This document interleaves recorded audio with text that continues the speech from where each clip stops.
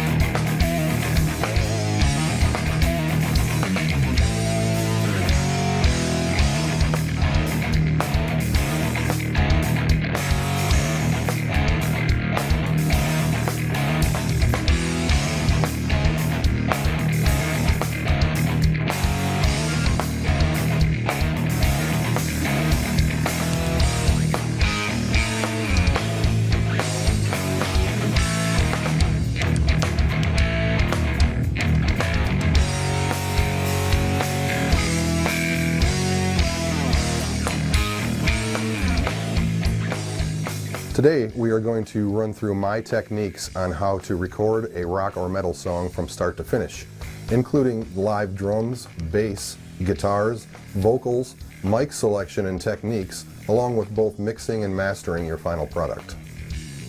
I've been a studio and live sound engineer for the past 25 years.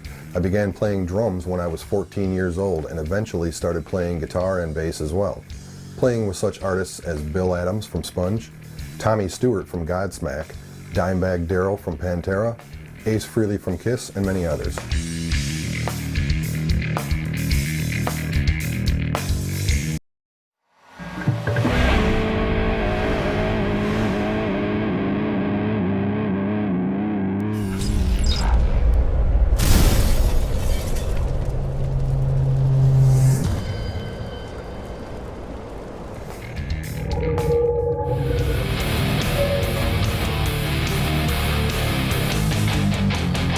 So let's take a minute to discuss the first step in the recording process. I personally start with the drums as it provides an essential foundation for the rest of your recording. I'm going to stress that you stay away from recording bass or guitars first and then expecting your drummer to lay his tracks over top of those, even when using the metronome. That technique may be fine if you are recording industrial, electronic, or hip-hop, but to accomplish the human feel needed for rock and metal, you need to record the drums first.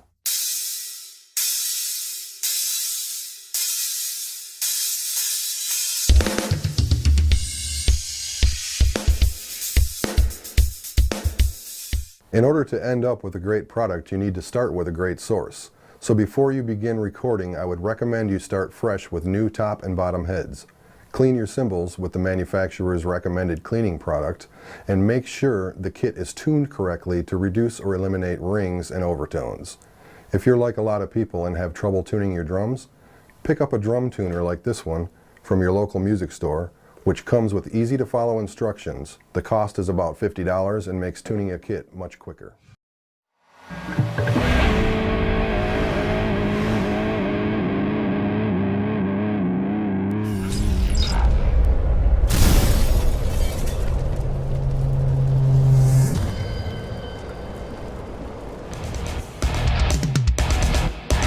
When selecting microphones to record a drum kit, I like to use Shure SM57s or 58s.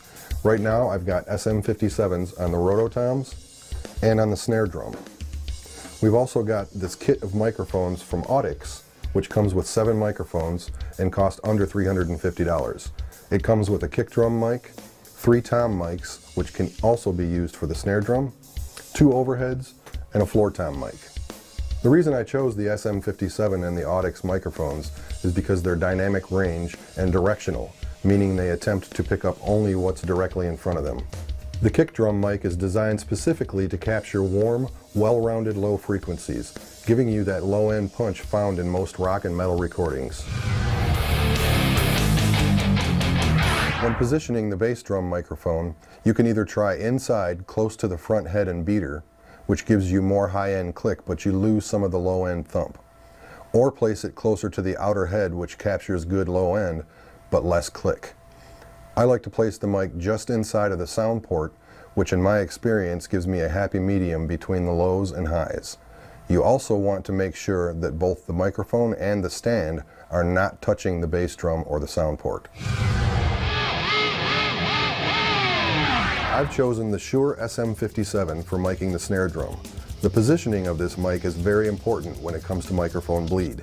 In other words, the snare should be the strongest signal coming into this mic. Notice how I've got it positioned below the heads of the rack toms and facing away from the floor tom and the hi-hat. Additionally, we've cut out a piece of studio foam and placed it over the mic to further reduce cymbal and hi-hat bleed. The angle of the microphone is equally important, and I'm going to show you a quick trick I use to get the correct angle, and I call it the stick trick. In order to maximize the signal coming off of the snare drum, you want to angle the microphone to point directly where the drummer is hitting it.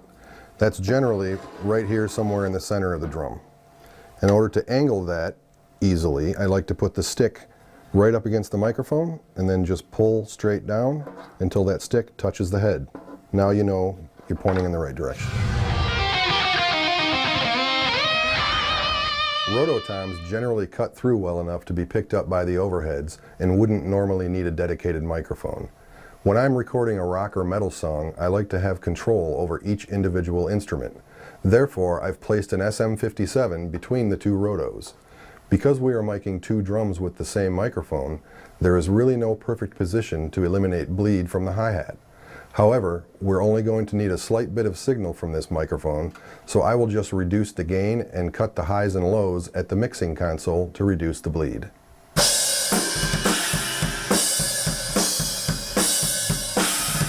Rack toms and floor toms are going to be just about the same. The basic idea is a strong signal from the tom you are working on and a weak signal from the surrounding instruments. We're going to aim the microphone vertically at the drum head while positioning it to pick up the least amount of sound from the other drums. Overhead microphones need to be positioned so that they pick up the entire drum kit evenly. Although there are many different ways to position overhead microphones, your setup will depend on many things, including the size of your kit and the size of your room. For a kit this size, I placed the overheads approximately 4 feet above the snare drum, equally on both sides. Let's say that you're splitting your kit into 3 equal parts. You would place an overhead at the 2 split lines and at an equal distance from the center of the snare drum head. Got your first third? Microphone. Second third, microphone. And there's the center. For the height and angle, we'll use an old XLR cable trick. To make sure we've got the correct height and angle on both of the overhead microphones, we're going to take an XLR microphone cable, hold the end of it at the center of the snare drum, run the other end up where the microphone connects to its cable, make sure we've got the right angle, and then we're going to move this over and check the other one, make sure we're the same angle and height. Then you're all set.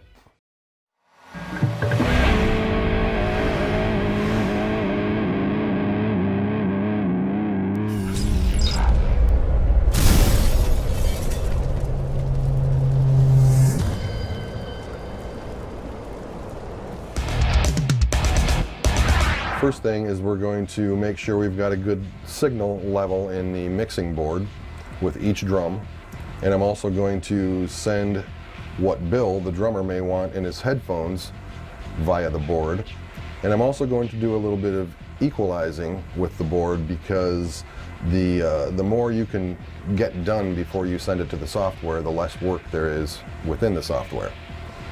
So let's start off with getting a kick drum level from Bill. Bill, go ahead and hit that kick. I'm going to bring that up until the level peaks. Peak light comes on the board, and then back it off a little. Make sure you're not getting distortion. Then we're going to go to our interface, channel 1, raise that up until we see a good level up here in Mixcraft. And make sure we're not getting a peak light on the interface. Okay, I'm going to record that a little bit.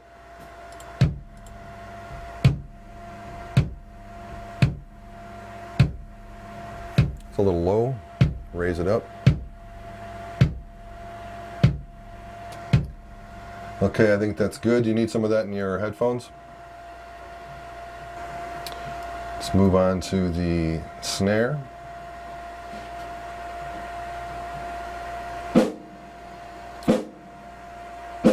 Now that microphone is very strong and it's already showing me a little bit of peak light, so I'm not going to raise the gain there. Just raise the level on the interface. And what you don't want to do is go into the red here on the track itself. So we'll record a little bit of that. And there's a good level. Not too high, not too low. Alright, let's go for the Rototom mic. A little bit of peak. Raise it up here.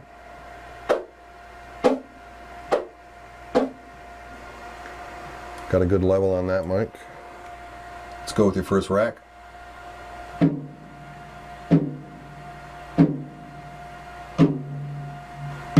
Get a good level. Go to your interface, raise it up, record a little bit.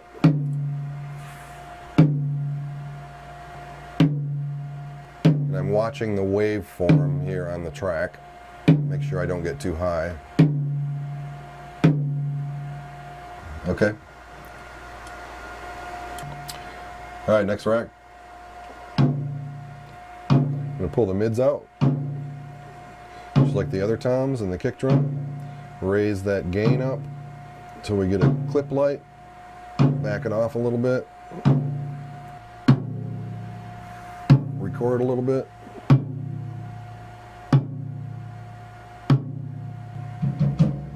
Good. Let's go with that first floor.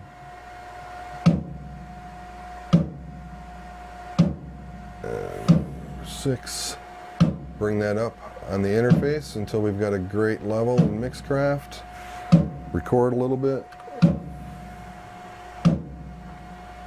Okay, good waveform there. Okay, last floor.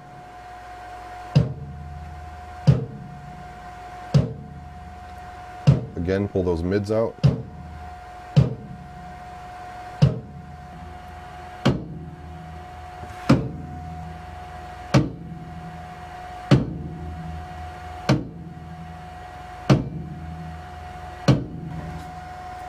And now we need to set the overheads, and we're going to leave those flat because we want to catch kind of a little bit of everything, the entire drum kit. If you could just play, make sure you're hitting cymbals, things like that.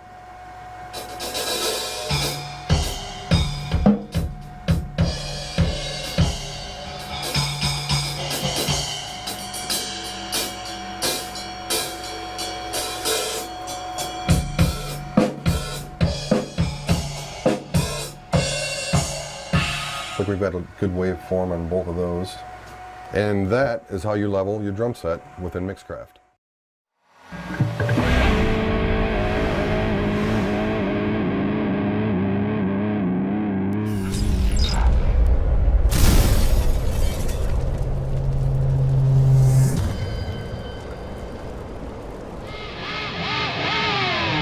Now that we have all the levels set up, Bill can actually do this himself with the Mixcraft remote app, and we're going to let him do just that.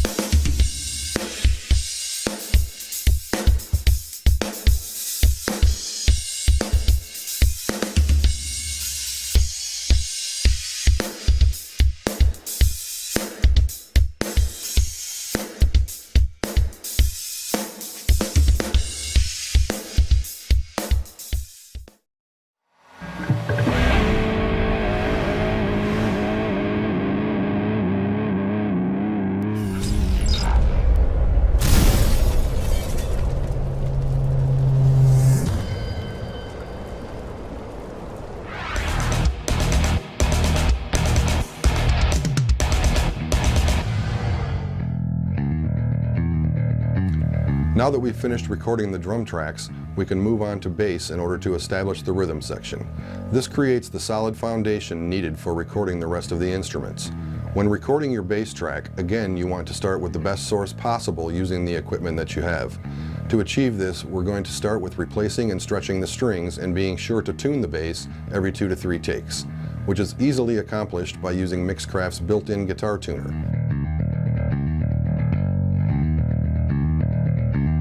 Here I am using a bass pedal with built-in compression, which produces very smooth and nice sounding tones. I'm also using this 200-watt hardkey amp running through 410 and 215 cabinets.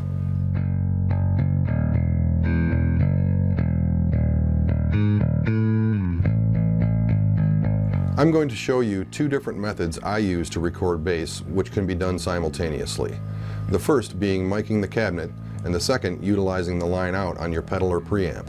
We will then check levels on both to make sure we've got a strong signal and a usable tone before moving on to the actual tracking. And now that we've stretched and tuned our new strings, it's time to move on to miking up the cabinet. The first step will be mic selection. I normally use my trusty Shure SM57 on bass cabinets, so we'll mount this one to a stand and point the front of the mic directly at the speaker, slightly off to one side of the cone. You may need to try different mic positions to find the sweet spot for your particular cabinet. Keep in mind that the further from the cabinet the mic is, the more room sound you'll be capturing. Generally, the closer the mic is without touching the face of the cabinet, the stronger and more precise the signal will be.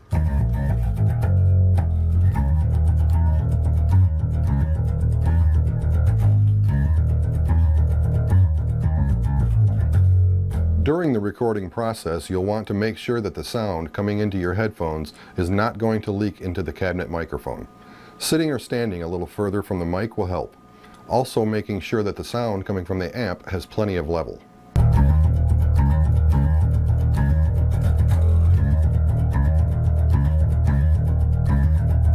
Adjust the tone of the bass at the preamp first, then tweak it further at the amp. Keep in mind that less is more. Don't add loads of low end or highs. Try to keep it as flat and natural as possible. This will give you a smoother and more usable signal to work with at the mixing stages.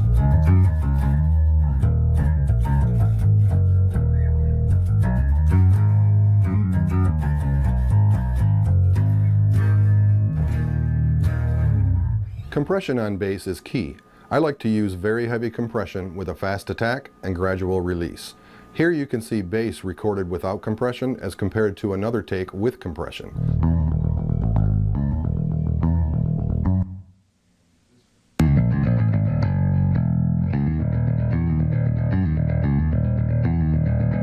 The smoother waveform is obvious simply by visually comparing the two. The sound will be much smoother as well, alleviating most of the compression work needed at the software level. Most preamps and pedals will provide at least one line out. On this particular pedal, we've got DI, model, and a headphone output. I find that the DI output bypasses my compression and EQ settings, so I like to use the model output, which also allows me to route the signal to the amp and cabinets using this common direct box.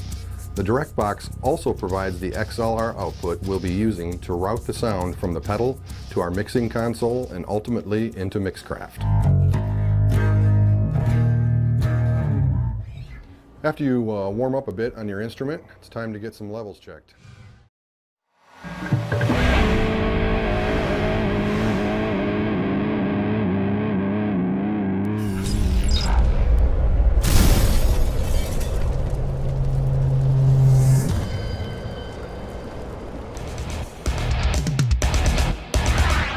Okay, go ahead and give me some bass.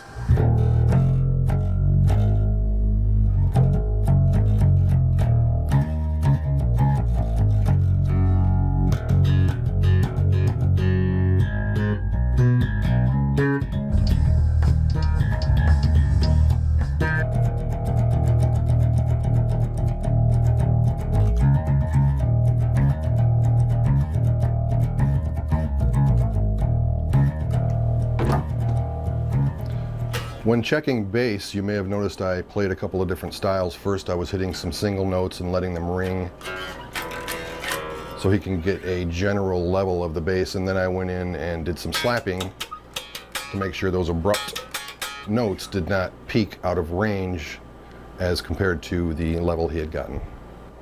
There you go. That's it.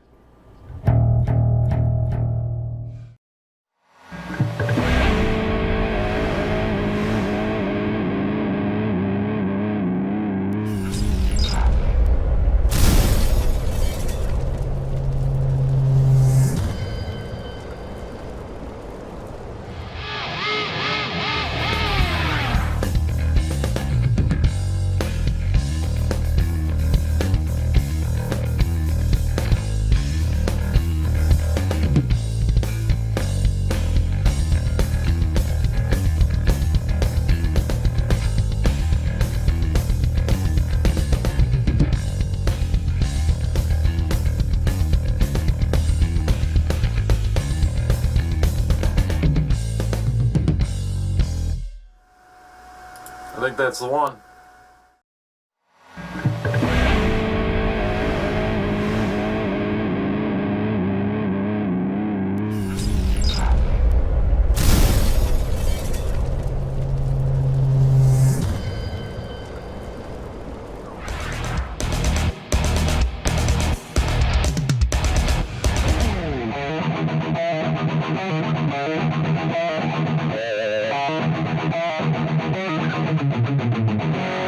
Now that we've laid down a good solid foundation with drums and bass, we can move on to guitars.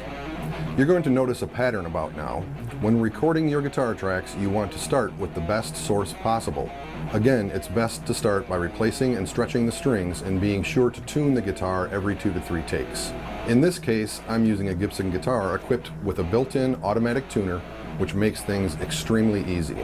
Hold on, dude, I got a tune.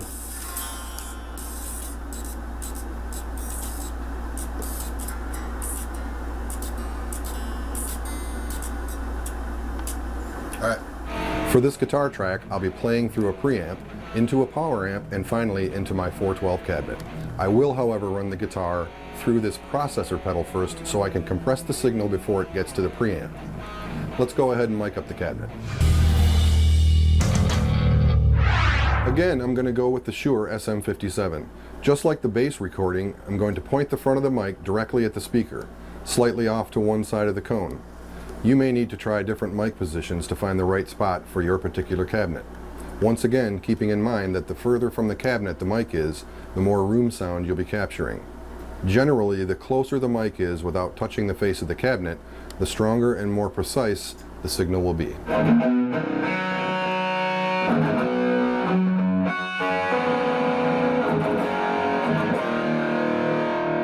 Again, try to keep room noise and headphone bleed to a minimum when recording with a live microphone. Tweak your guitar tone the way you like it, but a few key things to remember are: don't use effects, delay, reverb, chorus, etc. That will be done at the software level. If you record effects with your guitar track, you won't be able to adjust or remove them later. Also, don't add a bunch of lows and highs and remove the mids. This is a common mistake made by a lot of rock and metal guitarists. If you do this, the guitar will have no definition and will not cut through in the final mix. Your best course of action is to leave the equalizer flat on the preamp.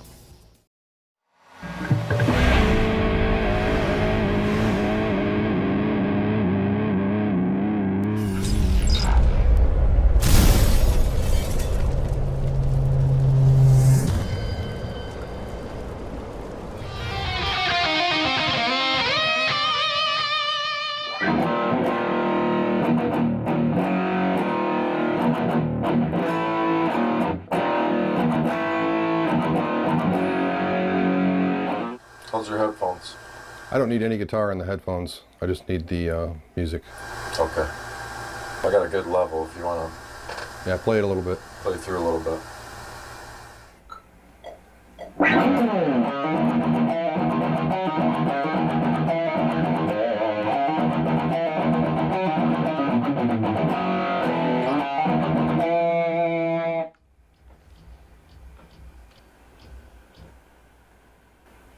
Looks good.